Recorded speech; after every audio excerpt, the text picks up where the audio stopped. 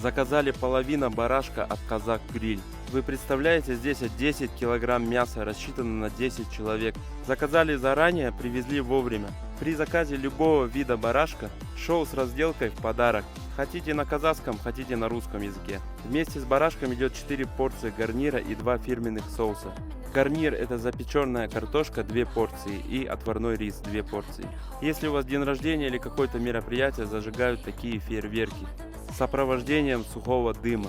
Прям хорошенько обмотали в несколько слоев фольги, чтобы барашек был горячим. Оказывается, барашка маринует целых 3 дня в специальных приправах. Затем запекают на 6 часов.